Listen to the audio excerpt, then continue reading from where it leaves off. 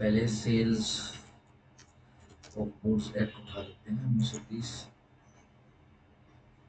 और फटाफट फटाफट इसको निपटा देते हैं। जितना इंपॉर्टेंट है सिर्फ वही करा दो, ठीक है, नेट के हिसाब से।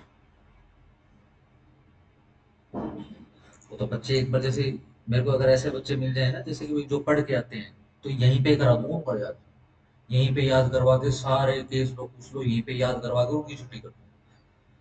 बट अभी क्या है, जैसे समझाना पड़ता है बार बार बार नहीं, बार। जैसे ये पढ़े हुए हैं ना, कल आप पढ़ा रहे थे तो याद तो आ रहा था सब कुछ, ऐसा नहीं है। चलो रिकॉर्ड पे लगा दो, अच्छा मुझे आ गया। अच्छा,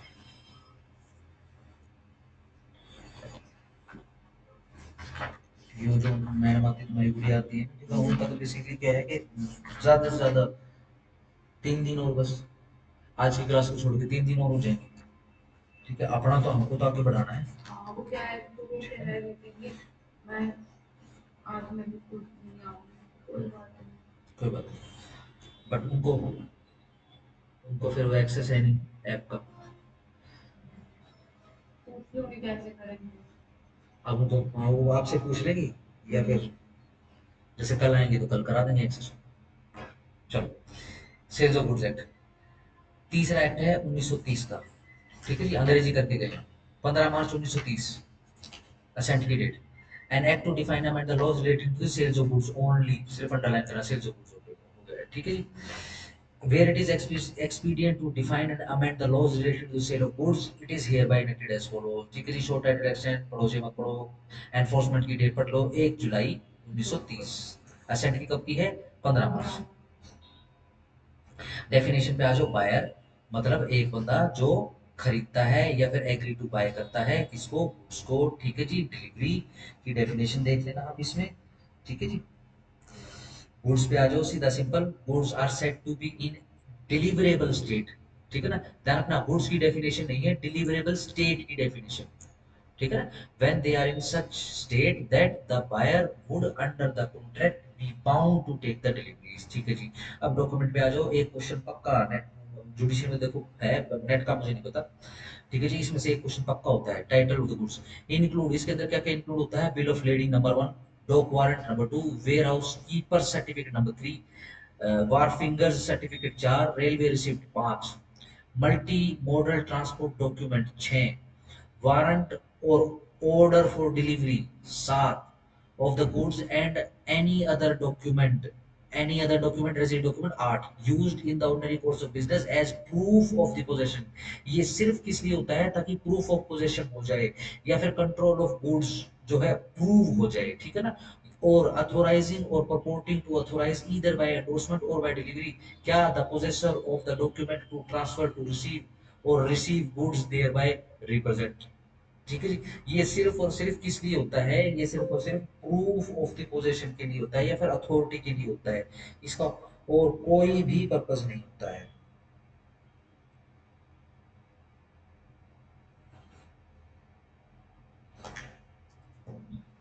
चलो, fault means wrongful act default, future goods means goods to be manufactured या फिर प्रोड्यूस या फिर एक्वायर किसके द्वारा, बाय द सेलर के द्वारा, कब, after making the contract to cell.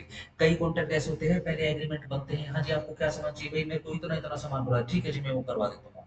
फिर वो वहां जाता है, प्रोड्यूस, क्या कहते, 3 चीजें थी ना, अंडरलाइन करो, प्रोड्यूस, मैन्युफैक्चर और एक्वायर, 1 2 3 करके लिख लेना। गुड्स मतलब every kind of movable property other than actionable claim. सीधा सिंपल पूछ लेते हैं, एक्शनेबल क्लेम, एक्शनेबल कहाँ पर होते हैं, इंक्लूडेड वो ट्रांसफर प्रॉपर्टी एक्ट में। अच्छा हाँ, वो अरे चलो, भूषण भूषण आएगा ना तो एक बार डिस्कस कर लेते हैं, क्योंकि वो टीपीए वगैरह शुरू करवा दिया मैंने, लेट्स से अगर आके ज्वाइन करना सवेरे तो टीपीए हाँ, वगैरह वही चला बोल रखा रहे है। थे कि मैं आऊंगा, मैं कहा, देख लो, मैं भी कंप्यूटर उसके आपको जानना है, मैंने बोला। क्योंकि टीपीए क्या है कि मान लो कल को जैसे अगर प्लान ये है कि भाई प्रैक्टिस वगैरह करनी है तो बहुत काम आएगा। इसके बाद जो एनालिसिस बहुत काम आता है। ठीक है जी, फिर एनडीपीए से बहुत काम आता है, रोहतक में तो काम बढ़ रहा है एनडीपीए से, नशे पत्ते बहुत ज्यादा बढ़ रहे हैं।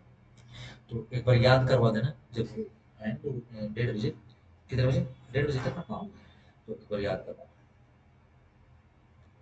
कहाँ गया कहाँ गया कहाँ गया, एक्शनेबल क्लेम को अंडरलाइन, ये ध्यान रखना ये इंक्लूडेड नहीं है, means every kind of movable property other than actionable claim, क्योंकि एक्शनेबल क्लेम टीपीए के अंदर इंक्लूड होते हैं। एंड मनी, मनी भी इंक्लूडेड नहीं, इन दोनों को अंडरलाइन कर लो। एंड इंक्लूड्स, और इसके अंदर क्या क्या इंक्लूड होता है, स्टॉक एंड शेयर्स, अंडरलाइन, ये इंक्लूडेड है। growing crops included grass and things attached to or forming part of the land which are agreed to be severed before sale or under the contract of sale। बहुत chances हैं इस definition में आने के, ठीक है जी। एक person is said to be insolvent, बस छोड़ दो। हाँ, बस इसके अंदर एक चीज है ध्यान रखने की कि ऑर्डिनरी कोर्स ऑफ बिजनेस में सीज टू डेप्ट हो गया है, cease to pay his debt हो गया और cannot pay his debt as they becomes due, whether he has committed an act of insolvency और नॉट। कोर्ट की तरफ से इंसॉल्वेंट डिक्लेयर हुआ हो चाहे ना हुआ हो, लेकिन जनरली क्या है भाई, वो उधार देने के लायक नहीं रहा है, तो इस एक्ट के तात्पर्य से वो इंसॉल्वेंट मान लिया जाएगा, ठीक है ना। अब सीधी सिंपल सी बात है, एक दुकानदार गया, अब वो कोई मांग के खाने की कोशिश कर रहा है वहां पे, तो हम उसको इंसॉल्वेंट बोल देंगे, अदरवाइज हम उसको इंसॉल्वेंट नहीं बोल सकते। अदरवाइज तो क्योंकि फिर डिफेमेशन हो जाएगी। मर्केंटाइल एजेंट, ये बहुत इंपॉर्टेंट डेफिनेशन है। मींस एक mercantile agent having in the customary course of business as such agent authority इधर या तो बेचने की, या तो कंसाइन पैक करने की उसको, इसलिए सेल के पर्पज से, या फिर खरीदने की सामान को, या फिर मनी पैसा उगाही करने की, raise money on security of goods, ठीक है जी। आप क्या करते हैं, कई बार गुड्स को सिक्योरिटी पर रख के मनी देते हो, तो ये भी मर्केंटाइल एजेंट काम कर सकता है। प्राइस मतलब कंसीडरेशन, बस ध्यान रखना है इसको। प्रॉपर्टी छोड़ दो। Quality of goods includes their state और कंडीशन। सेलर मतलब वही बायर का उल्टा। Specific goods means goods identified और एग्रीड अपॉन, सिंपल। तीन छोड़ दो, चार के ऊपर आ जाओ। Sale and agreement to sell, a contract of sale of goods is a contract whether by seller transfers or agrees to transfer क्या, the property in goods to the buyer for a price, ठीक है जी, सही बात है, पैसे के बदले में। There may be a contract for sale between one part owner and another part owner, yes, इस लाइन को अंडरलाइन करना लो के पर्पज से। दो पार्ट ओनर के बीच में भी बेसिकली क्या कॉन्ट्रैक्ट ऑफ सेल हो सकता है, ठीक हो गया। देखो कॉन्ट्रैक्ट ऑफ सेल तो वो है बेसिकली जो एग्जीक्यूट हो चुका है, एक जब सेलर ट्रांसफर्स कर देता है, या फिर एग्रीमेंट, या फिर एग्रीमेंट ये होता है एग्रीमेंट टू ट्रांसफर, या फिर एग्रीमेंट टू ट्रांसफर कर लेता है क्या, प्रॉपर्टी, क्या जो सामान के अंदर जो प्रॉपर्टी है। अब क्या है, 1 किलो दाल, 1 किलो दाल में अगर बोलो कोई दाल आ गई, दाल तो आ गई, क्या वो पूरी दाल आ गई, नहीं, यानी उस दाल के कट्टे के अंदर जो मेन प्रॉपर्टी क्या है वो है दाल, द दालनेस बेसिकली, ठीक हो गया। There may be a contract of sale between एक पार्ट ओनर एंड अनदर, ठीक है जी। एक कॉन्ट्रैक्ट ऑफ सेल में भी एब्सोल्यूट और कंडीशन भी हो सकता है, अंडरलाइन कर लेना। Where under a contract of sale the property the goods is transferred from the seller to the buyer the contract is called a sale, बिल्कुल सही बात है जी। परंतु जहां पर ट्रांसफर ऑफ द प्रॉपर्टी जो कि गुड्स में है is to take place at a future time पे होनी है, या फिर सब्जेक्ट टू सम कंडीशन है, यानी वो ट्रांसफर कंडीशनल है जो कि फुलफिल करनी है, तो यह एग्रीमेंट टू सेल बन जाएगा। जब कॉन्ट्रैक्ट किसको बोलते हैं, बेसिकली जब ट्रांसफर होने का काम हो जाता है, साथ साथ हो जाता है या हो चुका है, कॉन्ट्रैक्ट टू सेल हो चुका है। एग्रीमेंट टू सेल किसी फ्यूचर पर डिपेंड होता है ट्रांसफर होने का काम, या फिर कंडीशन होता है वो बेसिकली एग्रीमेंट टू सेल कहलाता है। An agreement to sale becomes a sale, ठीक है जी। एक agreement to sale becomes a sale कब बनता है, व्हेन जब टाइम इलेप्सिस हो जाता है, या फिर कंडीशंस आर फुलफिल्ड हो जाती है, subject to which the property in the goods is to be transferred, ठीक है जी। यानी simple, sale becomes a sale, ध्यान रखो ये एग्रीमेंट टू सेल लिखा हुआ है, एग्रीमेंट टू सेल नहीं बोलेंगे हम उसको, कॉन्ट्रैक्ट ऑफ सेल बोलेंगे, एग्रीमेंट यदि हुआ तो सेल, ठीक है ना। कब बिकम्स सेल कब बन जाता है, जब टाइम इलेप्स हो जाता है या कंडीशन फुलफिल हो जाती है, सीधा से। Number 5, formalities of the contract. एक contract of sale is made, एक कॉन्ट्रैक्ट ऑफ सेल बना दिया, बाय एन ऑफर, ऑफर के द्वारा, टू बाय और सेल, या तो बेचने के लिए या खरीदने के लिए, गुड्स माल को, फॉर ए प्राइस, प्राइस के बदले में, and the acceptance of such offer, और एंड के ऊपर प्लस लगाओ, साथ में एक्सेप्टेंस भी, ऑफर और एक्सेप्टेंस दोनों होंगे ये। द कॉन्ट्रैक्ट में provide for the immediate delivery of the goods, contract के अंदर लिखा हो सकता है कि इमीडिएट डिलीवरी हो जाए माल की, या फिर इमीडिएट पेमेंट हो जाए माल उसकी पैसे की, या फिर दोनों की, और फॉर द डिलीवरी और द पेमेंट बाय इंस्टॉलमेंट, या फिर इंस्टॉलमेंट के थ्रू हो जाए, और दैट द डिलीवरी और द पेमेंट और बोथ शैल बी पोस्टपोन, या फिर दोनों के दोनों पोस्टपोन हो जाए। Subject to the provision of any law for the time being in force, एक contract of sale may be made in writing, ठीक है जी, वो writing में भी हो सकता है, by words भी हो सकता है, partly writing में partly by words भी हो सकता है, may be implied भी हो सकता है, या फिर conduct से भी हो सकता है। सीधी सिंपल सी बात है। Subject matter of contract existing और future goods, the goods which form the subject of a contract of sale may be, वो existing भी हो सकती है, ठीक है जी, on and possessed by the seller, और future goods भी हो सकती है। There may be a contract for sale of the goods, the acquisition of which by the seller depends upon the contingency। कुछ ऐसी भी कॉन्ट्रैक्ट हो सकते हैं जो जिसके अंदर माल का जो एक्विजिशन है वो कंटिजेंट है किसी हैपनिंग और नॉन हैपनिंग पर। अच्छा, ऐसा भी हो सकता है वेयर, जहां पर 3 नंबर आ गया, where by contract of sale, जहां पर सेलर जो है प्रपोज टू इफेक्ट कर देगा एक प्रेजेंट सेल को या फिर फ्यूचर गुड्स को। The contract operate as agreement to sale of the goods, yes बिल्कुल सही बात है जी।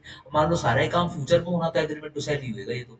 सातवां, goods perishing before making of the contract, जहां पर there is a contract for the sale of specific goods, ऐसा स्पेसिफिक माल है, द कॉन्ट्रैक्ट इज वॉइड, तो कॉन्ट्रैक्ट वॉइड हो जाएगा यदि the goods without the knowledge of the seller, बिना सेलर बेचने वाला होगा ना, बिना बेचदार की नॉलेज के have at the time when the contract was made, जिसमें कॉन्ट्रैक्ट बनाया गया उस समय पेरिश्ड वो खत्म हो चुकी है, सड़ गल चुकी है, या फिर बिकम सो डैमेज, या इस प्रकार से वो खराब हो चुकी है, as no longer to answer to their description, के डिस्क्रिप्शन मतलब डिस्क्राइब ही नहीं कर सकते।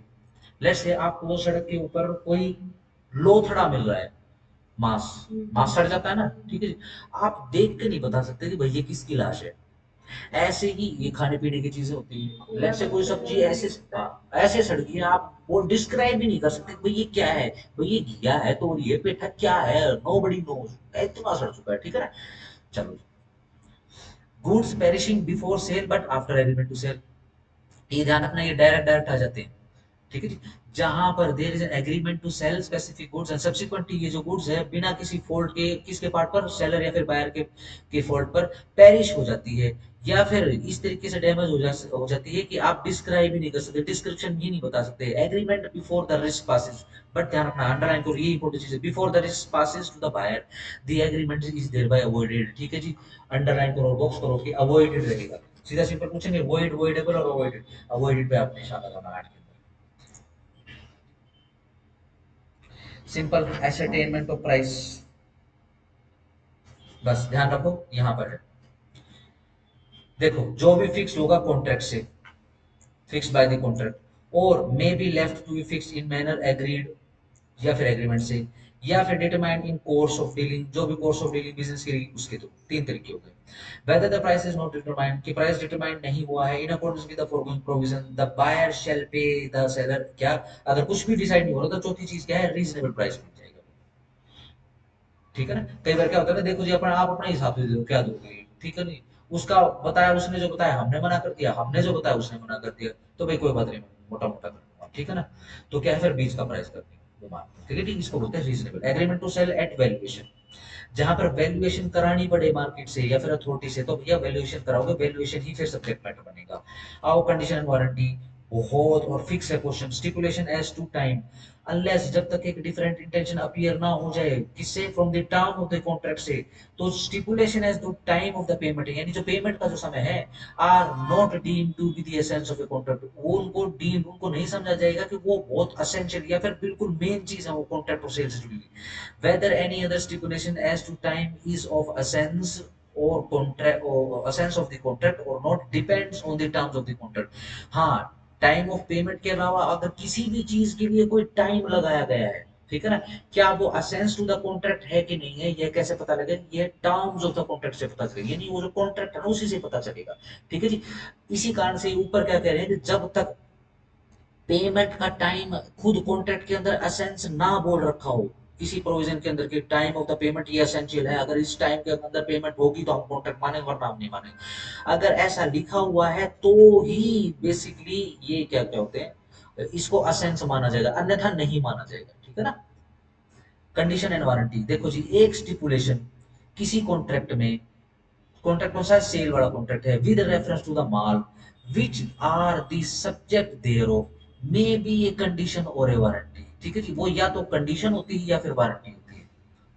कंडीशन, जो कंडीशन होती है वो स्टिपुलेशन होती है, ठीक है ना, जो कि essential to the main purpose of the contract होती है। अगर कोई ऐसी कंडीशन है जो स्टिपुलेशन, उसको स्टिपुलेशन कब बोलेंगे, यानी किसी स्टिपुलेशन को, किसी शर्त को कंडीशन कब बोलेंगे, जब वह असेंशियल हो मेन पर्पस के लिए, ठीक है जी।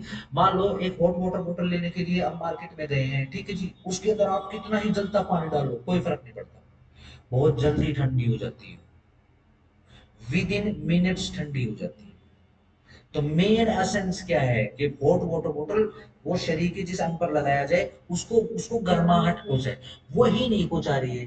तो एक स्टिपुलेशन का ब्रीच हो गया है, किसका, कंडीशन वाले स्टिपुलेशन का ब्रीच हो गया है, ठीक है ना। एक वारंटी ये वो वाली शर्त होती है जो कि collateral to the main purpose है। भाई वो हॉट वाटर बॉटल गर्म बहुत देर तक रहती है, बहुत देर तक गर्म रहती है, लेकिन क्या है, उसके अंदर ना लेट्स से अगर बहुत आप गर्म पानी और बहुत देर के लिए रखो ना तो उसके अंदर बबल्स बन जाते हैं, ठीक है ना। या फिर उसके अंदर क्या है कि वो भाप बन जाती है, उसमें वो फूल जाती है, और जब उसको खोलते हैं, जैसे मान लो भाप बन, उसको खोलोगे तो क्या होगा, पानी भी निकलेगा, है ना। जैसे कुकर की सीटी होती है, अगर आप लेट्स से उसको हटा दो तो उसके अंदर जो कुछ है वो भी बाहर निकल आएगा उस सीटी के अंदर से, डन हो गया, सही। तो ये क्या चीज है, ये basically collateral to the main purpose है। मेन पर्पस क्या है, हॉट वाटर बॉटल का गर्म करना, गर्माहट पहुंचाना, ठीक है ना, और उसका ढक्कन या फिर वो अंदर इधर गैस बना देता है। हम तो पूरी प्रिकॉशन रखते हैं, जैसे हॉट वाटर बॉटल के अंदर क्या है, लिटा, उसको लिटा के ना ऐसे फिर पानी डालते हैं उसमें, कभी देखा हो, अगर ऐसे करके डालोगे ना तो फिर वो बनाएगा, भाप बनाएगा। फिर क्या करोगे, लेट से आपने ऐसे पकड़ के, जैसे वो नीचे लटक रही है उसके अंदर आपने ऐसे पानी डाला था, ठीक है, फिर क्या करोगे, फिर उसको आप ऐसे यूं रख के और ऐसे उसको लिटाओगे आराम से। जब वहां पे पानी दिखाई देने लग जाएगा ना आपको, तब उसको बंद करोगे। अगर वैसे रखोगे तो फिर वो फूलता चला जाएगा, ठीक है ना। या फिर उसको सिंपल लिटा के डालो, लेट लिटा के और ऐसे ही उसको पकड़ के उसका मुंह ऐसे ऐसे ऐसे डालो, फिर वो नहीं बनाएगा, ठीक है। आप इसके अंदर हम क्या कर रहे हैं, हम चाहे लिटा के पानी डालो चाहे खड़े करके पानी डालो, सो भाई साहब नहीं, वो तो वो भाप बनाता ही बनाता है।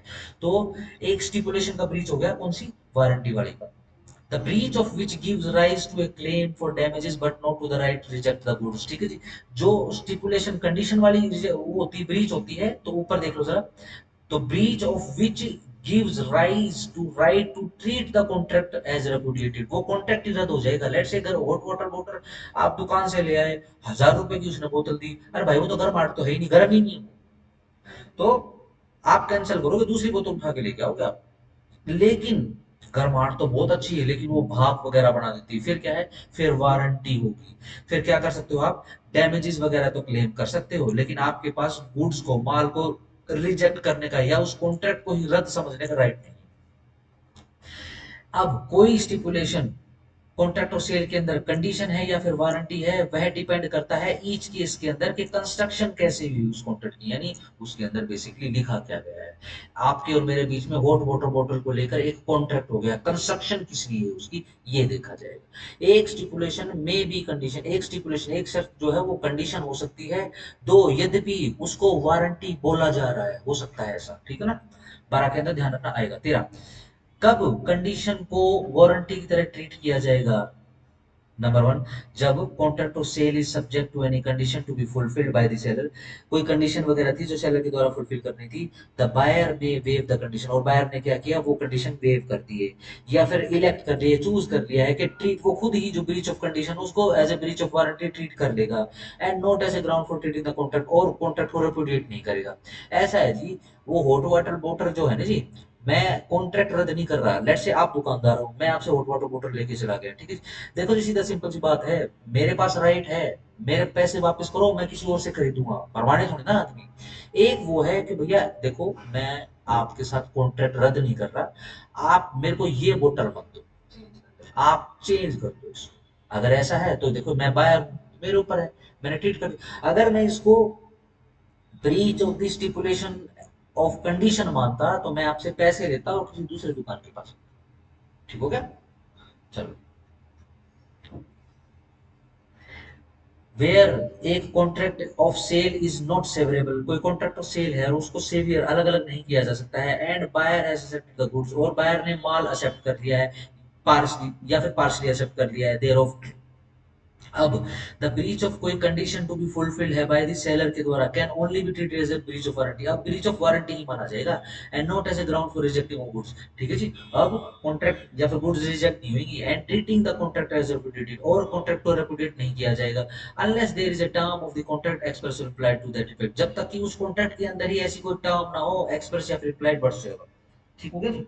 चलो, nothing in this section shall affect the case of any condition or warranty fulfillment of which is excused by the law by reason of impossibility of otherwise। कोई भी उन कंडीशन और वारंटी की बात नहीं करेंगे जो कि बेसिकली बाय लॉ ही से ही इम्पॉसिबल हो, उनकी बात नहीं हो रही है। 14 implied undertaking as to title, ये इंपॉर्टेंट है क्या?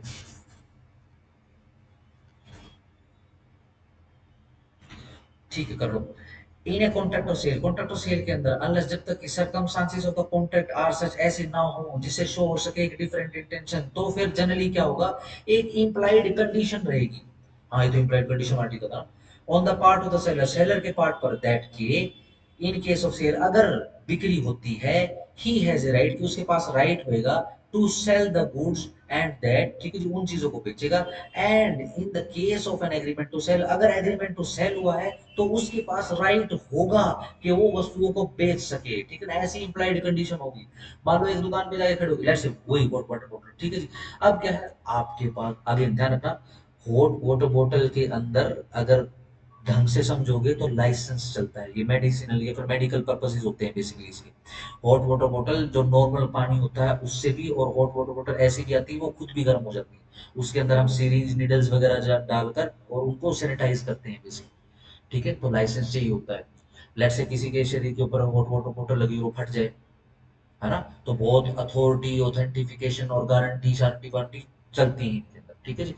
मेरे पास है ही नहीं लाइसेंस, ठीक है ना, और मैं दुकान खोल के बैठा हूँ, ठीक है ना, तो मान लो लेट्स से अगर आप हॉट वाटर बॉटल के डील के अंदर डील कर रहे हो या फिर आप दवाइयों के अंदर डील कर रहे हो, तो इम्प्लाइड कंडीशन है कि आपके पास अथॉरिटी है। अगर कॉन्ट्रैक्ट ऑफ सेल है तो आपके पास बेचने का लाइसेंस है। अगर एग्रीमेंट टू सेल है तो जिस समय ये प्रॉपर्टी डिलीवरी होगी, गुड्स डिलीवर होगी मेरे पास, तो आपके पास उस समय बेसिकली राइट टू सेल होगा। ठीक है ना, ऐसा इम्प्लाइड कंडीशन समझी जाएगी। बी एन इम्प्लाइड वारंटी, क्या कि buyer shall have and enjoy quiet possession of the goods, और एक वारंटी क्या है कि बायर के पास एक क्वाइट एक सफिशिएंट पोजेशन ऑफ माल आएगा।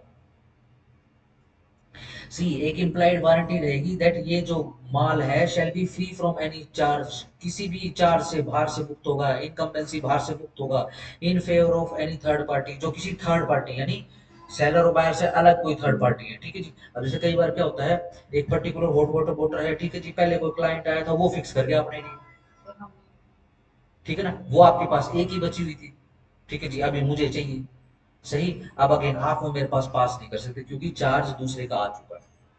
ठीक होगा ना। लेट्स से अगर आप मुझे कहोगे कोई बात नहीं मैं उसको और दे दूंगा आप ये ले जाओ, ठीक है ना, तो फिर आप और वो समझेगा समझेगा, मैं नहीं समझूंगा। ठीक होगा। ऐसी इंप्लाइड वारंटी रहेगी।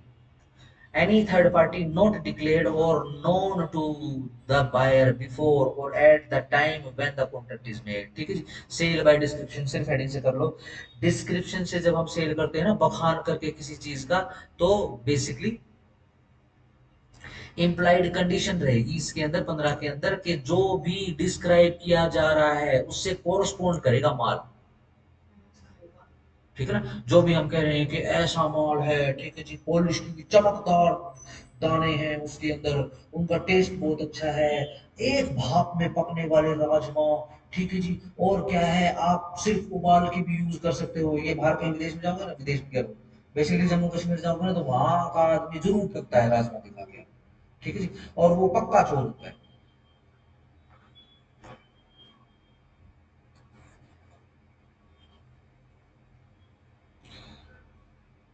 चलो जी, आओ, implied condition as to quality और फिटनेस। ठीक है जी, वही कैवेट एम्प्टर या फिर बायर बिहेवियर है। ठीक है जी, आओ जरा पढ़ लेते हैं। Subject to the provision of this act and of any other law for the timing in force there is no implied warranty और कंडीशन, कोई भी इम्प्लाइड वारंटी और कंडीशन नहीं होती है एज टू द क्वालिटी और फिटनेस। ठीक है जी, अंडरलाइन करो, दो चीजें हैं, क्वालिटी या फिर फिटनेस, दो चीजें हैं। फॉर एनी पर्टिकुलर पर्पस, किसी भी पर्टिकुलर पर्पस के लिए उस माल के जो कि सप्लाई किया गया है under a contract to sale except as follow, जैसे कि नीचे बताया गया है। वेयर जहां पर बायर एक्सप्रेसली या फिर बाय इम्प्लीकेशन से makes known to the seller, ठीक है जी, सेलर को नोन करवाता है, जानकारी देता है किसी पर्टिकुलर पर्पस के लिए जिसके लिए उसको यह चीज, उसको यह माल रिक्वायर्ड चाहिए, so as to show that, यह दिखाते हुए जिससे ये शो हो गया है कि बायर पूरे तरीके से रिलाई हो गया है सेलर की स्किल के ऊपर और उसकी सेलर की जजमेंट के ऊपर, एंड ये जो गुड्स आर ऑफ डिस्क्रिप्शन, ये जो डिस्क्रिप्शन से गुड्स मिल रही है which it is in the course of the seller's business to supply, और जो सेलर है वो इसी के अंदर ही डील करता है, weather he is the manufacturer और प्रोड्यूसर, कोई फर्क नहीं पड़ता है कि वो मैन्युफैक्चरर है, प्रोड्यूसर है, या इनमें से कोई भी नहीं है। There is an implied condition, तो अब एक इम्प्लाइड कंडीशन रहेगी कि जो भी माल शेल बी रीजनेबली फिट, के वो रीजनेबली फिट होगा। हम कई बार दुकानदार को जाके ये कह देते हैं कि जी हमको इस पर्पस के लिए, भाई देखो मेरे को एक हॉट वाटर बोतल चाहिए, ठीक है ना, भाई मेरे घर पे एक बुजुर्ग है और उसको काफी गर्म पानी की बोतल डाल के, और क्योंकि काफी देर तक गर्म रखना पड़ता है उनको, बुजुर्ग की हालत थोड़ी सी ज्यादा खराब, जैसे वो गिर गए हैं या फिर उनका जो है पेल्विस थोड़ा सा गिर गए हैं तो पेल्विस की हड्डी थोड़ी सी चटक गई है, तो भैया उनको गर्माहट पहुंचानी, तो ऐसी वाटर बोतल दिखाओ जी मेरे को जो काफी देर तक गर्म रहे, काफी गर्म पानी होल्ड कर सके और काफी देर तक जो गर्म रहे, ठीक है। फिर वो आप सोचोगे रुको मैं आपको दिखाता हूँ, देखो जी ये देखो, आपने निकाली एक अमेरिकन ब्रांड की, ये लो, ये ऐसी है, ये वैसी है, तो अब इम्प्लाइड कंडीशन आ गई, क्यों? क्योंकि मैंने डिस्क्राइब कर दिया है आपको और मैं कंप्लीटली आपकी स्किल और जजमेंट के ऊपर डिपेंड हो गया हूँ ये लेने, अदरवाइज नहीं उठाता मैं इसको, क्योंकि आपने अपनी जजमेंट और स्किल से चूज करके मुझे दिए, मैंने उठा लिया, अगर गड़बड़ होगी तो वही रेपुडिएशन चेंज भी करवा सकते हैं हम उसको, ठीक है जी, और कंपनसेशन भी ले सकते हैं। चलो प्रोवाइड, परंतु ध्यान रहे इस बात का, कॉन्ट्रैक्ट टू सेल यदि स्पेसिफाइड आर्टिकल का हुआ है, मैं आपके पास जाके को भी वोट वोटर बोतल दे दे अमेरिकन ब्रांड, अमेरिकन रबड़ वाली, ठीक है जी, तो अब नहीं मिलेगा। अंडर इट्स पेटेंट या फिर other trade name there is no implied condition as to the fitness for any particular purpose, फिर कोई वारंटी नहीं, फिर बेसिकली कोई कंडीशन नहीं। नंबर टू, जहां पर goods are bought by description from a seller who deals in goods of that description, whether he is a manufacturer और producer और नॉट, कोई फर्क नहीं पड़ता, वहां पर इंप्लाइड कंडीशन रहेगी ये जो माल है shall be merchantable quality, yes, market में रखने जोगा तो है कम से कम, ठीक है जी। अब जैसे सेल का माल होता है तो आपने देखा हो ना, कई जैसे ये पलंग फोल्डिंग्स बिछा लेते हैं, है ना, तो एक आधे फोल्डिंग पे, एक आधे तखत के ऊपर तो मतलब ऐसा माल होता है वो, मतलब एक बार देख लिया ना तो उसी तो दुकानदार के मुंह तक भाई तो तुम्हें ये भी बेचने के लिए रख लिया, ठीक हो गया, मर्केंटेबल क्वालिटी का हो तो कम से कम, provided that if the buyer, अगर दर्द हो तो बता देना मैं वो बंद कर दूं। थोड़ी देर के लिए बंद हो जाएगा, नहीं तो चलना है तो चल जाएगा, हो गया। हाँ, प्रोवाइडेड दैट, परंतु यदि बायर ने एग्जामिन कर लिया है, उसको चेक कर लिया है माल को, अब कोई इम्प्लाइड कंडीशन नहीं रहेगी, ठीक है जी। नंबर तीन, एक इम्प्लाइड वारंटी या फिर implied condition as to the quality और fitness for a particular purpose may be annexed by the usages और ट्रेड, ठीक है ना, जो भी धंधे के जो यूजेज और ट्रेड है उसके अकॉर्डिंग जो पर्टिकुलर पर्पस के लिए क्वालिटी और फिटनेस होनी चाहिए उसके पास, ठीक है जी। एक तो ऊपर से तो बोल रहा है कि भाई रबड़ की है ये, ठीक है जी, हमने क्या गर्म पानी डाला वो एक पॉलिथीन के जैसे पिघल गई, है ना, पॉलिथीन में अगर आप बहुत गर्म पानी डालो तो पिघल जाता है, ठीक है, तो क्या है, अब ट्रेड के यूज क्या है, उस धंधे के उसूल क्या है, भाई रबड़ हो ढंग का, कम से कम इसका तो हो गई, वो एक गिलास गर्म पानी तो होल्ड कर ले, ठीक है ना। एंड एक्सप्रेस वारंटी रहेगी, अंडरलाइन करो, चार के अंदर एक्सप्रेस वारंटी है या फिर एक्सप्रेस कंडीशन है, डज नॉट निगेटिव वारंटी और कंडीशन इम्प्लाइड, अगर एक्सप्रेस वारंटी या कंडीशन है तो वो निगेट मना नहीं करेगी इम्प्लाइड कंडीशन और वारंटी को। देखो जी इस पे तो लिखा हुआ है कि अपने रिस्क पे यूज करो हॉट वाटर बोतल को, ठीक है ना, सही, नहीं नहीं नहीं नहीं नहीं नहीं, नहीं। हमने क्या करा, हम उसको ले गए, हमने उसके अंदर गर्म पानी डाला, वो हाथ में ही फट गई, तो हम जाके अगर इम्प्लाइड कंडीशन हुई है, ठीक है ना, तो इम्प्लाइड कंडीशन क्लेम करेंगे, अगर इम्प्लाइड वारंटी मिली हमको तो इम्प्लाइड वारंटी करेंगे। कॉन्ट्रैक्ट के अंदर एक्सप्रेसली मना कर दिया तो इसका मतलब ये नहीं है कि इम्प्लाइड जो है वो मना हो जाएगा ना, ऐसा नहीं होगा, उसको भुगतना तो पड़ेगा, ठीक है ना, हमारा भी तो नुकसान हुआ है। सेल बाय सैंपल, एक contract to sale is a contract to sale by sample जहां पर there is a term in the contract express या implied to that effect, in the case of a contract to sale by sample there is an implied condition, ठीक है जी, देखो implied term of contract express implied, देखो simple है। अब क्या बता दिया, इम्प्लाइड कंडीशन रहेगी क्या कि जो बल्क जो है शेल कोरस्पॉन्ड करेगा जो भी सैंपल आपको दिखाया गया है। ये जो बायर है शेल हैव ए रीजनेबल, उसके पास रीजनेबल अपॉर्चुनिटी होनी चाहिए कि वो कंपेयर कर सके बल्क को किसके साथ, सैंपल के साथ। दैट कि ये जो गुड्स है शेल बी फ्री फ्रॉम किसी भी डिफेक्ट होनी चाहिए, rendering them unmerchantable which would not be apparent or on reasonable examination of the sample। बिल्कुल ठीक बात है जी। आओ इधर आगे आ जाओ। Effect of the contract, goods must be ascertain, ये सिर्फ हेडिंग हेडिंग से कर लो।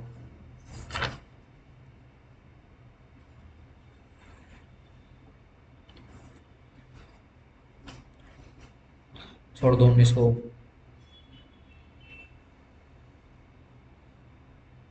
स्पेसिफिक भी, specific goods in a deliverable state, जहां पर there is an unconditional contract for the sale of the specific goods in a deliverable state, the property in the goods passes to the buyer कब, when the contract is made. And it is immaterial, अब ये immaterial है whether the time of the payment of the price या फिर time the delivery of the goods और both is postpone. ठीक है जी, इस बात का कोई फर्क नहीं पड़ता है। 21 specific goods to be put into deliverable state, अगर डिलीवरेबल स्टेट में डालने के लिए जो भी कुछ करना पड़े, कंसाइनिंग पैकिंग जो भी कुछ करना पड़े, जब आपने वो कर दिया है तो फिर ये डिलीवरेबल स्टेट में आपने उसको डाल दिया है।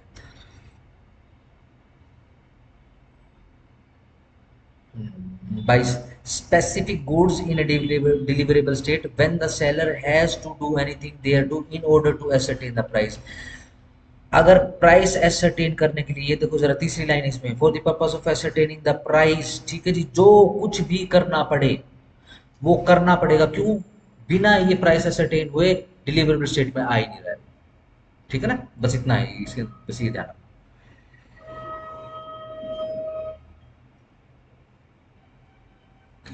23 sale of unascertained goods and appropriation, कोई ऐसा माल है जो अनएसरटेन, अभी तोला नहीं गया है, पता नहीं है भाई कितना है क्या नहीं है, ठीक है जी, और उसका एप्रोप्रिएशन कैसे होगा, जहां पर कॉन्ट्रैक्ट हो जाए किस चीज का, फॉर द सेल अनएसरटेन या फिर फ्यूचर गुड्स का, कैसे, डिस्क्रिप्शन के थ्रू, एंड माल जो है उस डिस्क्रिप्शन का and in a deliverable state are unconditionally appropriated, उसको अनकंडीशनली अप्रोप्रिएट किया जाएगा या किया गया है किसके कॉन्ट्रैक्ट के लिए, इधर या तो सेलर के द्वारा with the assent of the buyer, या फिर बायर के द्वारा with the assent of the seller. The property, ये जो माल के अंदर जो माल है, बेसिकली प्रॉपर्टी के अंदर जो माल है, thereupon passes to the buyer such assent may be express और इम्प्लाइड। ठीक है जी, अब बेसिकली क्या है, कंसेंट से हो रहा है एक दूसरे की, अगर कंसेंट नहीं लोगे तो तब तक ये प्रॉपर्टी के अंदर जो माल, गुड्स के अंदर जो प्रॉपर्टी, ये ट्रांसफर नहीं होगी भैया। अब ये जो असेंट है, ठीक है जी, ये एक्सप्रेस भी हो सकती है, इम्प्लाइड भी हो सकती है, या फिर गिवन ईदर बिफोर और after the appropriation is made, appropriation से पहले भी हो सकती है, ठीक है जी, बाद में भी हो सकती है। भाई कितना है भाई, देखो मेरे को तो एग्जैक्टली तो पता नहीं, बड़ा, मैं तो बड़ा ट्रेला लेकर आया हूँ, ठीक है ना, तुलवाया नहीं हमने और उसके अंदर सारा माल डलवा दिया मैंने, ठीक है भाई, एक ट्रक मुझे दे देगा, एक ट्रक बड़ा माल ले लेंगे तुलवा के, हाथ कर लेंगे, बात कर लेंगे, ठीक है ना। डिलीवरी टू द कैरियर, जब इन pursuance the contract of contract the seller क्या करता है, डिलीवर कर देता है माल को, किसको, बायर के पास या फिर कैरियर ट्रक वाले के पास या फिर अदर किसी दूसरे बेली के पास, whether named by the buyer not, कोई फर्क नहीं पड़ता है कि उसका नाम बायर ने बताया है नहीं बताया, किस लिए, for the purpose of transmission to the buyer, buyer को पहुंचाने के लिए, and does not reserve the right of disposal, और ये सेलर जो है अपने पास डिस्पोजल के राइट रिजर्व नहीं करता है। He is deemed to have unconditionally appropriated, इसको क्या बोला जाएगा कि अनकंडीशनली अप्रोप्रिएट कर दिया है, यस। जब तक अनकंडीशनली अप्रोप्रिएट नहीं करोगे तो अनअसर्टेन माल कभी भी डिलीवरी नहीं होगा, ठीक है ना। चलो छोड़ दो 24। 25 reservation of right of disposal where there is a contract of sale of specific goods, या फिर जहां पर गुड्स जो है सब्सिक्वेंटली अप्रोप्रिएट करी गई कॉन्ट्रैक्ट के द्वारा। अब ये जो सेलर है may by the terms of the contract और एप्रोप्रिएशन अपने पास रिजर्व कर लेता है right of disposal of the goods जब तक कि सर्टेन कंडीशन फुलफिल ना हो जाए। इन सच केस, इस केस के अंदर नॉट विसेंडिंग, कोई फर्क नहीं पड़ता है कि delivery of the goods to the buyer के डिलीवरी हो गई है बायर को गुड्स की, या फिर कैरियर को या फिर दूसरे बेली को, किस लिए, for the purpose of transmission, transmission के लिए बायर के पास। The property in the goods does not pass to the buyer, ये जो प्रॉपर्टी, ये जो माल रहेगा ना उसके अंदर, ये पास नहीं हुआ है बायर को अंटिल, जब तक कि वह कंडीशन जो कि इम्पोज्ड है सेलर के द्वारा वो फुलफिल ना हो जाए। ठीक हो गया, बस इतना करो। तुम्हें सही वाला करना है क्या, 25 करना है, 25 का दो, 25 का दो पे आ जाओ। जहां पर माल शिफ्ट या फिर डिलीवर्ड हुआ है रेलवे एडमिनिस्ट्रेशन के द्वारा, या फिर कैरेज बाय रेलवे थ्रू हुआ है, and by the bill of lading, और ये बिल ऑफ लेडिंग को रेलवे रिसिप्ट को अंडरलाइन करो, एज द केस में भी जो भी केस हो, the goods are deliverable to the order of the seller और his agent, the seller is prima facie deemed to reserve the right. अगर ये जो सेलर है अगर शिप के थ्रू, जहाज के थ्रू माल भिजवा रहा है या फिर रेलवे रिसिप्ट के थ्रू माल भिजवा रहा है, दोनों ही कंडीशन के अंदर ये बिल्टी कटवाता है, तो बिल्टी कटवाने का मतलब ये होता है प्राइमा फेसाई, यानी उसने अपना राइट रिजर्व कर लिया है कि वो अपने हिसाब से डिस्पोजल कर सकता है उस संपत्ति का। ठीक है ना, चलो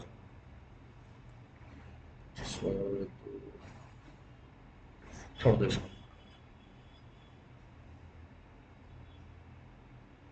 risk prima facie passes with the property. General rule क्या है, रिस्क जो होता है हमेशा प्रॉपर्टी के साथ साथ चलता है।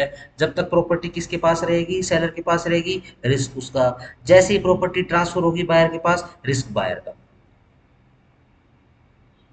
प्रोवाइडेड दैट जहां पर delivery has been delayed through the fault of either buyer या फिर seller, the goods are at risk of the party in fault.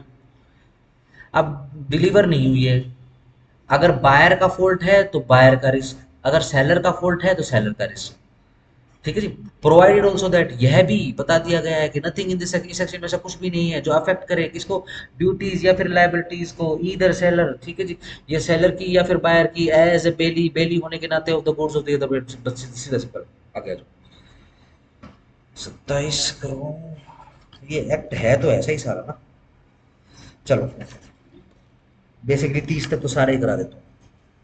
Cell by person not the owner, ऐसे बंदे के द्वारा सेल जो कि ओनर नहीं है, subject to the provision of this act and of any other law for the timing in force, जहां पर माल सोल्ड कर दिया गया है एक बंदे के द्वारा जो कि ओनर नहीं है, and who does not sell them under the authority, और उसने बिना किसी अथॉरिटी के सेल कर दिया है, या फिर with the consent of the owner, या ओनर की कंसेंट से सेल कर दिया है। अब ये जो बायर है, एक्वायर नो बेटर टाइटल, उसने कोई बेटर टाइटल एक्वायर नहीं किया है of the goods than that of the seller, जितना सेलर के पास था, अनलेस जब तक कि ओनर ऑफ द गुड्स, जब तक कि मालिक of the goods is by his conduct, अपने कंडक्ट से precluded from denying the seller's authority to the seller. ठीक है जी, जब तक वो डिनाई ना कर दे कि मेरे पास, इसके पास तो अथॉरिटी नहीं है सेल करने की।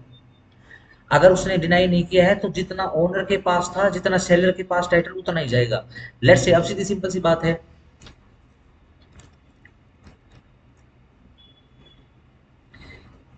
सेल ऐसे बंदे ने करी है जो ओनर नहीं है, जो अथोराइज्ड भी नहीं है, या फिर उसने कंसेंट ले ली है किसकी, ओनर की। ठीक है जी, इस पे चेक लगा देता हूँ। ठीक है जी। तो जनरल क्या है, बायर के पास कितना राइट गया, कितना माल गया, जितना सेलर के पास था। ध्यान रखना इस केस के अंदर सेलर कौन है, ये वाला बंदा जिसका जो ओनर नहीं है, जो अथोराइज नहीं है, या फिर कंसेंट ले ली उसने बाद। ठीक हो गया, उतना ही जाएगा। लेट से अगर जो ओनर है उस माल का, अगर वो डिनाई कर दे तो फिर तो कुछ भी नहीं गया है, नथिंग, कुछ भी नहीं गया, बायर को वापस करना पड़ेगा। लेट से अगर उसने बोल दिया कि ठीक है जी कोई बात नहीं, गुड, तो बढ़िया, माल चला गया, पूरा माल चला गया। ठीक है ना, प्रोवाइडेड दैट, परंतु यह बता दिया जाता है जहां पर मर्केंटाइल एजेंट, स्टार लगा लेना, is with the consent of the owner in possession of the goods और document of the title of the goods may sell, वो जो वो सेल कर देता है मर्केंटाइल एजेंट बाय हिम, जब वो ऑर्डिनरी कोर्स ऑफ बिजनेस में बीइंग अ मर्केंटाइल एजेंट जो है एक्ट कर रहा है, शेल बी वैलिड, उतना ही वैलिड होगा एज इफ, जैसे कि ही वर एक्सप्रेसली अथोराइज, कि वो एक्सप्रेसली अथोराइज था ओनर के द्वारा ऑफ द गुड्स को, कि वो सेल करते उसकी। प्रोवाइडेड दैट, परंतु यह बता दिया जाता है buyers acts in good faith, यदि बायर ने एक्ट कर लिया है गुड फेथ में, and has note eight the time of the contract, और कॉन्ट्रैक्ट के समय उसके पास नोटिस नहीं था इस बात का कि सेलर जो है उसके पास अथॉरिटी नहीं है। ठीक है जी, तो भी उसके पास परफेक्ट टाइटल आ जाए। Sale by one of joint owner छोड़ दो। 19 sale by person in position under voidable contract, ये बस इतना पूछ लेते हैं, 19 और 19 की बात हो रही है, ऑफ द कॉन्ट्रैक्ट उसी की बात हो रही है। 30 सेलर और buyer in position after sale, जब एक बंदा हैविंग सोल्ड गुड, जिसने माल बेच दिया है, continues or is in possession of the goods or of documents of title of the goods the delivery or transfer by that person or by mercantile agent acting for him of goods or documents of title under any sale pledge, underline करो, pledge or other disposition thereof to any person receiving the same in good faith without notice of previous sale, ठीक है जी, shall have the same effect if the person making the delivery or transfer were expressly authorized, yes, good faith। ये जो bonafide purchaser हो रहा है उसकी बात हो रही है, बोनाफाइड परचेजर के फेवर में चला जाएगा। आओ जी आगे।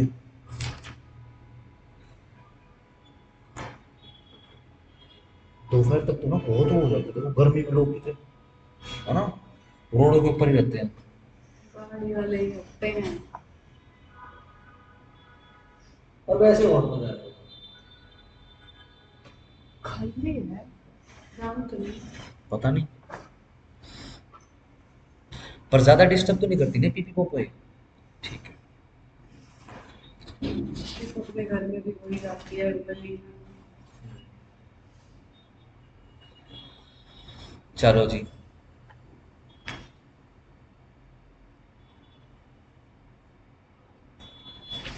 Duties of seller and buyer बहुत कॉमन है, सीधा सिंपल, इनको देखना है देख लेना, ठीक है जी, नहीं हेडिंग देखना हेडिंग है, करते हैं।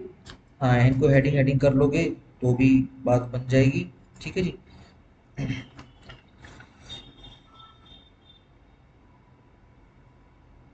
सीधा 39 पे आ जाओ, इनकी हेडिंग देख लेना बस।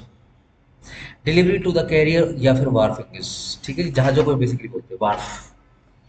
Where in pursuance of a contract sale, contract sale को फॉलो करते हुए क्या द सेलर इज अथोराइज्ड या फिर required to send the goods to the buyer, ठीक है जी, सेलर को भेजना है माल बायर के पास, डिलीवरी कर देता है गुड्स की, किसको, कैरियर को, जो कि नाम वेदर नाम बताया गया है बायर के द्वारा या फिर नहीं बताया गया है, फॉर द पर्पज ऑफ किस लिए, ट्रांसमिशन के लिए बायर के पास, या फिर डिलीवर कर देता है गुड्स को किसको, जहाज रानी के पास, for safe custody, safe custody के लिए, is prima facie deemed to be a delivery of the goods to the buyer, ठीक है जी, प्राइमा फेसाई क्या मानेंगे कि डिलीवर कर दिया है बायर के पास, अगर ट्रक वाले को दे दिया तो प्राइमा फेसाई क्या मान लेंगे, डिलीवर कर दिया है। यदि देखो अभी वारफिंगर जहाज रानी पे अभी नहीं चढ़ा लेकिन बंदरगाह पे अभी है, डॉक पे है वो, डॉक की बिल्टी कट चुकी है, तो ऐसा प्राइमा फेसाई मान लेते हैं कि डिलीवरी हो गई, अनलेस जब तक कि otherwise authorize by the buyer, buyer के द्वारा अदरवाइज अथोराइज ना हो, the seller shall make such contract, seller को कॉन्ट्रैक्ट करना होगा विद द कैरियर के साथ या फिर जहाज रानी के साथ, on the behalf of the buyer, buyer के बिहाफ पर, एज में बी रीजनेबल, जो भी जितना भी रीजनेबल हो, हैवी regard to the nature of the goods, yes, माल की प्रकृति को ध्यान में रखते हुए, and the other circumstances of the case को ध्यान में रखते हुए, यदि सेलर ओमिट कर देता है ऐसा करने से और ये जो गुड्स हैं वो लॉस्ट हो जाती है या फिर डैमेज हो जाती है किसमें, ट्रांसमिशन में, या फिर whilst in the custody of the बायरफिंगर, जब वो जहाज रानी के कस्टडी में है, the buyer may the buyer may decline to treat the delivery, buyer जो है क्या डिक्लाइन कर सकता है कि नहीं मैं इसको डिलीवरी नहीं मानूंगा भाई, लेट से कांच का सामान भिजवा रहे हो, उसने क्या करा, कांच का सामान जो है ओपन में वहां बंदरगाह पे रखवा दिया, नहीं ये तो प्रॉपर पैक करना पड़ेगा, जब तक वो काम नहीं होगा जैसे बायर बता रहा है तब तक बायर डिलीवरी एक्सेप्ट ही नहीं करेगा, उसकी मानेगा ही नहीं, ठीक है जी। To treat the delivery to the carrier of the barfinger as the delivery to himself or may hold the seller responsible for damage, और सीधा सिंपल उसको मैसेज कर दिया क्या कि अगर कुछ डैमेज डूमेज हो गया तो भाई तू जिम्मेदार है, मैं जिम्मेदार नहीं हूँ, अनलेस अदरवाइज एग्रीड, जब तक कुछ दूसरा एग्रीड ना हो जाए, जहां पर goods are sent by the seller to the buyer by route involving sea transit in circumstances in which it is usual insure to insure को अंडरलाइन करना, the seller shall give such notice to the buyer as may enable him to insure them during their sea transit, and if the seller fails to do so the goods shall be deemed to be at risk during such sea transit, ठीक है जी, अगर insurance नहीं हुआ है तो वो at risk समझी जाएंगी जितना भी समुद्र के अंदर चल रहा है, ठीक है जी, ध्यान रखना, मरीन इंश्योरेंस फिक्स होता है, मरीन इंश्योरेंस के बिना कोई भी माल आप एक जहाज से दूसरे देश में नहीं पहुंचा सकते हो, फिक्स होता है ये, अगर इंश्योरेंस नहीं करवाते तो ना तो जहाज वाले, ना ही जहाज रानी, ना बायर, ना सेलर, किसी की ड्यूटी नहीं होती, बट इन जनरल वो सेलर की ड्यूटी पे रहेगा, ध्यान रखना। ओनली हेडिंग 40 रिस्क जहां पर goods are delivered at distant place, ठीक है जी, एक दूर की जगह पर पहुंचानी है, जहां पर seller of the goods agree हो गया है कि वो डिलीवर कर देगा अपने रिस्क पर, ठीक है, तो रिसीसी का ही आ गया, सीधी सिंपल सी बात। Buyer's right to examine the goods, सिर्फ हेडिंग से कर लो। 42 एक्सेप्टेंस, स्टार लगाओ। The buyer is deemed to have accepted the goods, buyer समझा जाएगा कि उसने एक्सेप्ट कर लिया है किसको, माल को, जब वो इंटीमेट करता है सेलर को that he has accepted them, कि उसने एक्सेप्ट कर लिया है, या जब कभी भी माल जो है हैव बीन डिलीवर्ड टू, उसको डिलीवर किया गया है, and he does any act in relation to them which is inconsistent with the ownership of the seller। अब सीधा सिंपल क्या हुआ, वहां अन्ना मलाई से सीधा सिंपल एक ट्रक निकला है किसी चीज का, कार्डेमम का, इलायची का, ठीक है जी, अब वो रोहतक में आ गया, रोहतक में कहा आ गया, जो सेठ जी का गोडाउन है वहां आ गया, सेठ जी को पता लग गया, ठीक है जी, सेठ जी ने बेसिकली उसको कोई कंडक्ट नहीं दिखाया या उसको मना नहीं किया है, बस ट्रक वाले को क्या बोला, भैया अंदर आ जा, उसने माल चेक किया, माल चेक करने के बाद अपने बंदों को बोला भाई माल निकालो और अंदर लगा दो, ठीक है, तो इसका मतलब एक्सेप्ट हो गया, एक्सेप्टेंस हो गई, बाय कंडक्ट भी हो सकती है। और व्हेन, जब after the lapse of reasonable time, जब वो रीजनेबल टाइम जो है गुजर गया है, उसने अभी भी माल अपने पास रखा हुआ है बिना इंटीमेशन के सेलर को कि उसने रिजेक्ट कर दिया, तो क्या मान लिया जाएगा कि भैया उसने माल एक्सेप्ट कर दिया, किसने, बायर ने। ओनली हेडिंग है जो 43-44 पढ़ना है पढ़ो, वरना छोड़ दो। 45 right of unpaid seller against the goods, yes unpaid seller क्या होता है, the seller of the goods, समझा जाएगा कि वो अनपेड है within the meaning of this act, इस एक्ट के अंदर में जब सारा का सारा पैसा उसको पे नहीं किया गया है, या फिर टेंडर सौंपा नहीं गया है, या फिर बिल ऑफ एक्सचेंज, या फिर कोई दूसरा नेगोशिएबल इंस्ट्रूमेंट जो हम समझ चुके हैं कल की क्लास में, has been received as conditional payment, ठीक है जी, जो कंडीशनल पेमेंट के जैसे रिसीव किया गया था, and the condition on which it is received has not been fulfilled, लेकिन जो कंडीशन थी वो फुलफिल ही नहीं हुई है, रीजन क्या है, क्योंकि डिसऑनर हो गया है वो चेक या फिर वो फिर नेगोशिएबल इंस्ट्रूमेंट, तो ये बंदा क्या समझा जाएगा, अनपेड सेलर समझा जाएगा। इस चैप्टर के अंदर ये जो सेलर है, ठीक है ना, includes any person who is in position of a seller, underline करो, in position of a seller, as for instance, for example एक agent of the seller to whom the bill of lading has been endorsed, या फिर एक consignor, या फिर agent who has himself paid, या is directly responsible for the price, ये इतने प्रकार के एजेंट है, इनको 1 2 3 करके लिख लेना। अगर यहां से क्वेश्चन आ रहा है तो ध्यान रखना इधर से ही आएगा, इंक्लूसिव से, इंक्लूजन से। Unpaid seller's rights subject to the provision इस एक्ट के, ठीक है, जिससे कंडीशन होकर and of any other law for the timing in force notwithstanding that the property in the goods may have pass to the buyer, कोई फर्क नहीं पड़ता है कि जो माल है वो पास हो चुका है बायर को, अनपेड सेलर के पास राइट रहेगा बाय इम्प्लीकेशन ऑफ लॉ, कैसे, बाय लॉ, क्या, कि वो लीन कर सके किस पर, माल पर, किस लिए, फॉर द प्राइस, पैसे के लिए, अपने पास रिटेन रोक के रख लेगा वो, while he is in possession of them, अगर उसके पोजेशन में है बेसिकली, ठीक है ना, गुड्स पास हो चुकी, माल पास हो चुका है, बिल कट चुका है, लेकिन पोजेशन में अभी किसके पास है, सेलर के पास है, सेलर क्या है, सेलर अनपेड है, तो क्या कर सकता है, लीन ऑन कर सकता है उसके ऊपर। Be in case of insolvency, यदि इंसॉल्वेंट हो गया कौन, बायर, तो right of stopping the goods in transit, तो फिर सेलर के पास क्या राइट है, वो ट्रक वाले को क्या बोल देगा, भाई रुक जा, ट्रांजिट को रोक दे, वहीं रोक दे, after he has parted with the possession of them, ठीक है, चलो जी। सी और क्या चीज है, और क्या राइट है, एक right of resale as limited by this act, resale भी करवा सकता है, बट कितनी, जितना लिमिटेड किया गया है इस एक्ट के द्वारा। वेयर जहां पर प्रॉपर्टी माल में, ठीक है जी, हैज नॉट पास नहीं हुई है बायर को, अब unpaid seller has in addition to other remedies, ये जो ऊपर 3 रेमेडी है इसके साथ साथ में एक रेमेडी और है, उसके पास राइट हो जाएगा क्या, विद होल्ड डिलीवरी, डिलीवरी को होल्ड पे डालने का, सिमिलर टू एंड को एक्सटेंसिव विद राइट ऑफ लीन, ये राइट ऑफ लीन के जैसा है, एंड स्टॉपेज इन ट्रांजिट के जैसा ही है, where the property has pass to the buyer, जहां पर प्रॉपर्टी पास हो गई है बायर को। सेलर्स लीन, अब लीन के राइट में क्या होता है, subject to the provision of this act, the unpaid seller of goods who is in possession of them is entitled to retain possession of them until payment or tender of the price in the following case, namely A, जहां पर माल have been sold without any stipulation as to credit, ठीक है जी, बिना credit के हो गया है, ठीक है जी। वेयर जहां पर माल जो है have been sold on credit, credit हुआ है but the term of the credit है वो एक्सपायर हो चुकी है। जहां पर बायर जो है वो इंसॉल्वेंट हो जाए, वहां पर ये राइट आजमाया जा सकता है। पार्ट डिलीवरी सिर्फ करना कर लो, टर्मिनेशन ऑफ लीन देख लो।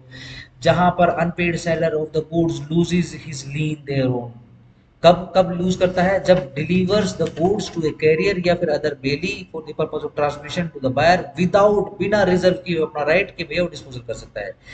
या फिर कब हो सकता है, जब बायर या फिर उसका एजेंट लॉफुली ऑब्टेन कर लेता है पोजेशन, यानी सिंपल माल चलाई गया है, या फिर सिंपल बाय वे ऑफ करके, छोड़ या त्याग से।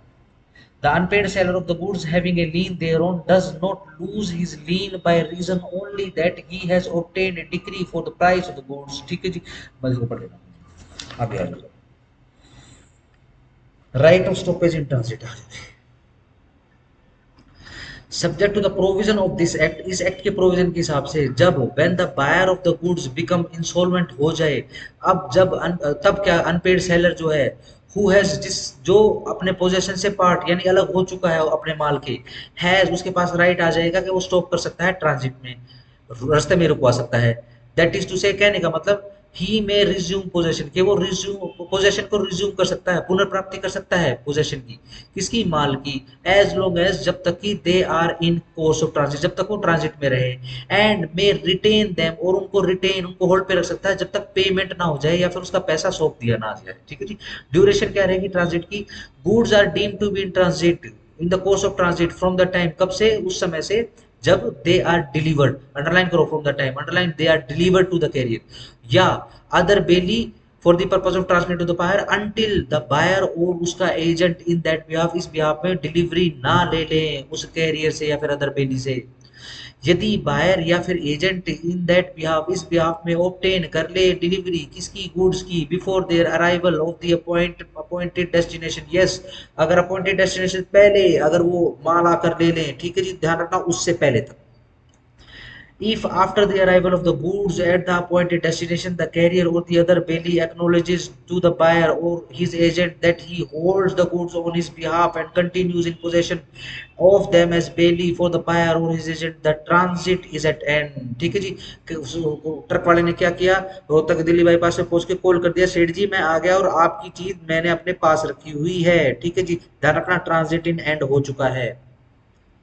and it is immaterial that, अब immaterial है that further destination for the goods may have been indicated by the buyer, ये इस बात का कोई फर्क नहीं पड़ता है कि भैया दिल्ली बाईपास पे, अब जैसे मैं हूँ उसका बायर, ठीक है जी, अब मैं उस ट्रक वाले ने मेरे पास कॉल कर दिया, मैंने ट्रक वाले को कहा आप ऐसा करो आप शिला बाईपास पे आ जाओ, ठीक है ना, मैंने उसको फर्दर डेस्टिनेशन बता दिया, बट ध्यान रखना वो अगेन ट्रांजिट में नहीं जाएगा, दिल्ली बाईपास पे पहुंचते ही मेरे पास कॉल आते ही ट्रांजिट एंड हो चुका, ट्रांजिट एंड होते ही स्टॉपेज इन ट्रांजिट नहीं यूज कर पाएगा अनपेड सेलर। इफ यदि goods are rejected by the buyer and the carrier or other bailee continues in possession of them, the transit is not deemed to be an end, yes, अब ये जो transit है वो है deemed to be an end नहीं समझा जाएगा। Even if the seller has refuse to receive the back, हालांकि सेलर जो है इनको रिसीव करने से, वापस रिसीव करने से मना कर चुका है, ध्यान रखना, बट ये ट्रांजिट में ही है फिलहाल। जब माल are deliver to a ship, यदि शिप को किया गया है जो कि चार्टर्ड बाय द बायर है ये, और ये शिप जो है बायर की है, उसी ने चार्टर करके भेजी है। It is a question depending on the circumstances the particular case, तो पर्टिकुलर केस के ऊपर डिपेंडेंट क्वेश्चन है whether they are in possession of the master, कि वो उस शिप का जो मास्टर है उसके पोजेशन में है या फिर वो बायर की पोजीशन में है। यह कैसे देखा जाएगा, सर्कमस्टांशियल क्वेश्चन, सर्कमस्टांसेस देखा जाएगा। जहां पर कैरियर या फिर अदर बेली रॉन्गफुली रिफ्यूज कर देता है डिलीवरी करने के लिए माल की, किसको, बायर को या फिर उसके एजेंट को, the transit is deemed to be end, Delhi bypass पहुंच गया लेकिन फोन ही नहीं कर रहा है, ध्यान रखना ट्रांजिट एंड हो चुका है। जहां पर part delivery of the goods has been made, हो चुकी है ऑलरेडी बायर को या फिर उसके एजेंट को, in that behalf the remainder of the goods may be stop in transit, underline may be stop in transit, जो बचा हुआ माल, आधा माल जो उसको स्टॉप किया जा सकता है, अनलेस, जब तक कि such part delivery has been given in such circumstances as to show an agreement to give up possession of the whole of the improvement। छोड़ दो इसको, आओ जरा 52 के ऊपर आ जाओ। How stoppage in transit is affected. ठीक है जी, देखो जरा एक वर्ड है रीजनेबल डिलीजेंस, बस इसको देख लो, बस आगे करने की जरूरत नहीं है। Transfer by buyer and seller, only heading effect of sub sale और प्लेज बाय द बायर, चौवन ओनली हेडिंग कर लेना इसको। आओ नेक्स्ट चैप्टर पे, चैप्टर 6, सूट फॉर प्राइस, अगर प्राइस के लिए सूट डालना है तो चैप्टर 6 के अंदर डलेगा, ओनली हेडिंग ही कर लो। 56, डिमांड करनी है क्या, डिमांड डैमेजेस डिमांड करने हैं आपको, किस लिए, फॉर नॉन एक्सेप्टेंस, इसका सूट 56 का डलेगा। 57 के अंदर damages for non delivery, non delivery से अगर डैमेजेस हो गए हैं तो फिर इसका सूट 57 में डलेगा। 58 में स्पेसिफिक परफॉर्मेंस का सूट डलेगा। ठीक है जी। 59 में रेमेडी के लिए, किस लिए, ब्रीच ऑफ वारंटी की। ठीक हो गया जी। इसको देख लो जरा, set up as against the seller the breach of warranty is diminution और extinction of the price और sue the seller for the damages for breach of warranty, बस इतना कर लो। ठीक है जी। 60, repudiation of contract before due date, ये सिंपल हेडिंग से कर लो। Interest by way of damages and special damages, interest भी मिलेगा। ठीक है जी। 7 के अंदर आ जाओ, miscellaneous, exclusion of implied terms and conditions, क्या एक्सक्लूड कर सकते हैं, यस। कैसे, वाया इम्प्लीकेशन ऑफ लॉ, ठीक है जी, या फिर एक्सप्रेस एग्रीमेंट, या फिर course of dealing between the parties, या फिर यूजेस के द्वारा, या फिर बोथ के द्वारा, पॉइंट बोथ। ठीक है जी, कर सकते हैं। रीजनेबल टाइम या क्वेश्चन ऑफ फैक्ट है, सिंपल स्टार लगा लेना। ऑप्शन सेल,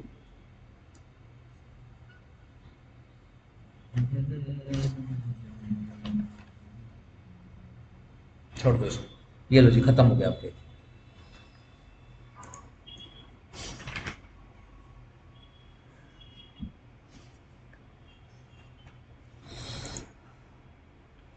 चलो अगला भी कोर्स बना दूंगा मैंने इसके। चलो इसको मैं बंद करता हूँ, यहाँ पर स्टॉप करता हूँ इसको।